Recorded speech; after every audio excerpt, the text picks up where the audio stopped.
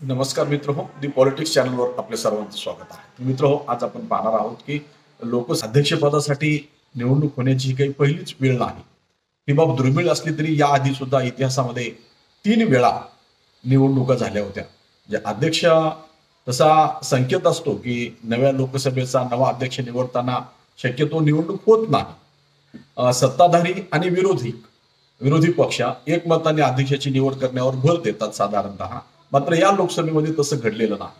सत्ताधारी पक्षाकडून मागील म्हणजेच 17व्या लोकसभेचे अध्यक्ष ओम बिर्ला यांनाच पुन्हा अध्यक्षपदासाठी उमेदवार म्हणून घोषित करण्यात आलेला आहे.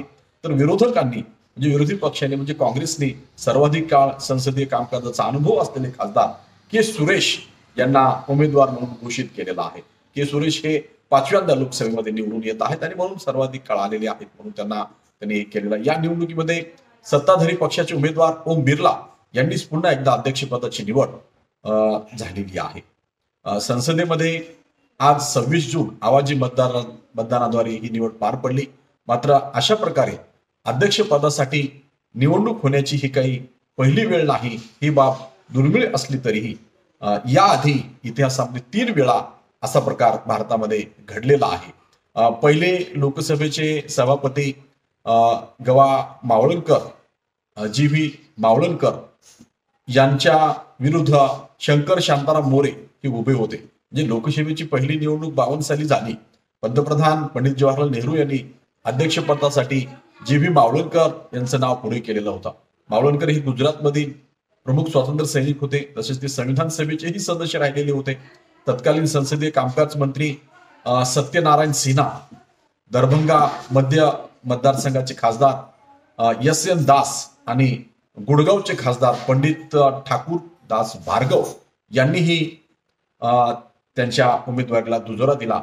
मात्र केन्नानोरचे खासदार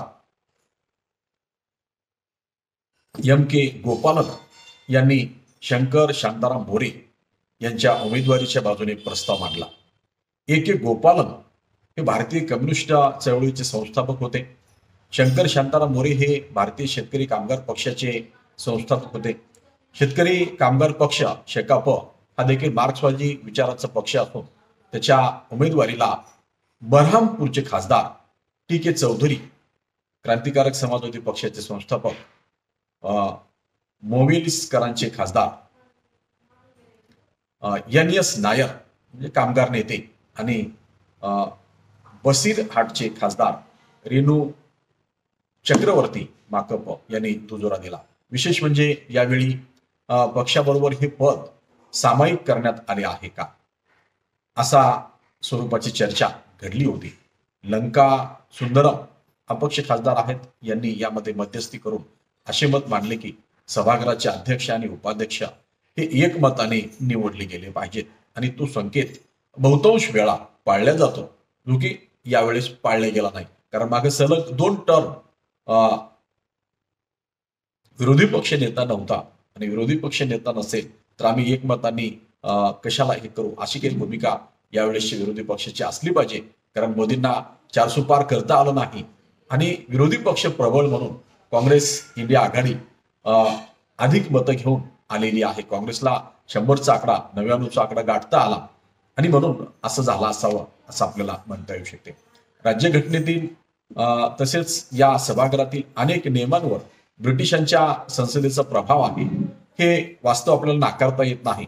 सभागृहाचा अध्यक्ष निवडताना जर ते एकमताने निर्णय घेत असतील तर आपणही तसेच का करू नये.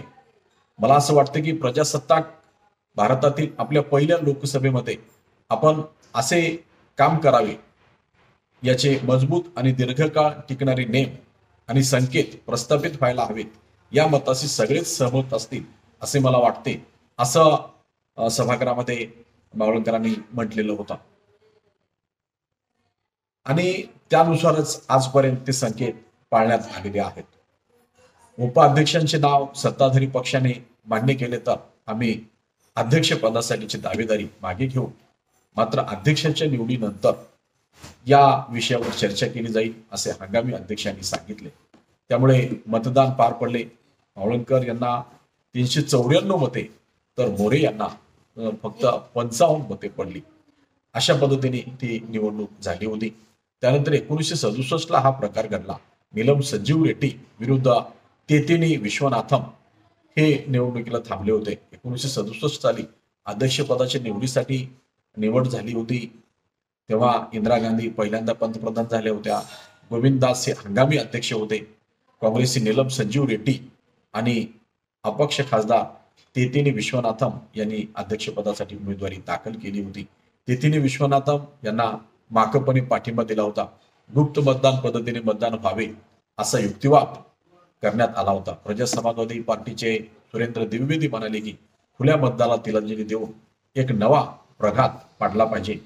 यावर वादविवाद झाल्यानंतर कागदी चिठ्ठ्यांवर मतदान करायचं ठरलं आणि तेव्हा खासदारांना हो आणि नाही अशा लिहिलेल्या चिठ्ठ्या देण्यात आल्या. गुप्त पद्धतीने हे मतदान पार पाडण्यात आले. या निवडीमध्ये नीलम संजीव रेड्डी यांना 278 मते पडली तर त्यांच्या विरोधात 207 मते पडली. अशा पद्धतीने ती निवडणूक झाली. 1967 बी आर भगत विरुद्ध जगन्नाथराव जोशी 1976 ला आता तिसरा जो प्रकार घडला तो 1976 ला घडला. 1967, 1952, 1967 आणि 1976 अशा ह्या 3 वेळेस अध्यक्षाच्या निवडणुकीला आव्हान दिलं गेलं. 75 साली आणीबाणी लागू केल्यानंतर 5व्या लोकसभेची मुदत 1 वर्षाने वाढविण्यात आली. तेव्हा 1976 मध्ये काँग्रेसचे खासदार भगत यांच्या निवडीसाठीचा प्रस्ताव मांडण्यात आला. मात्र भावनगरचे खासदार PM मेहता यांनी जोशी यांच्या बाजूने प्रस्ताव मांडला होता. भगत यांच्या बाजूने 344 मते पडली तर त्यांच्या विरोधामध्ये 58 लोकसभेचा अध्यक्ष निवडीमध्ये अशा पद्धतीच्या भूमिका राहिलेल्या आहेत. आणि यावेळी सुद्धा काँग्रेस इंडिया आघाडीची नाराजी या सगळ्याच्यामुळे हे झालं असावं. आणि म्हणूनच की काय दुसऱ्या दिवशी ओम बिर्लाची निवड झाली आणि ओम बिर्लांनी आणीबाणीच्या निषेधाचा प्रस्ताव मांडला. आणि आपण पाहतो की विरोधी पक्षाचे नेते म्हणून राहुल गांधी आणि असं दोघं तिघांनी पक्षाच्या अध्यक्षांना सभापतींना शुभेच्छा देताना तो तटस्थ आणि निपक्ष राहायला पाहिजे अशा पद्धतीच्या भूमिका मांडल्या. आणि म्हणून सभापती निवडीची जी पद्धत आहे तो निपक्ष आणि तटस्थ असतो.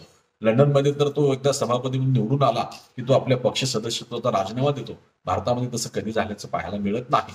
आणि म्हणून ओम बिर्लांनी आणीबाणीच्या निषेधाचा प्रस्ताव मांडून मी भाजपचाच आहे हे दाखवून दिलेलं आहे असं आपल्याला म्हणता येऊ शकते.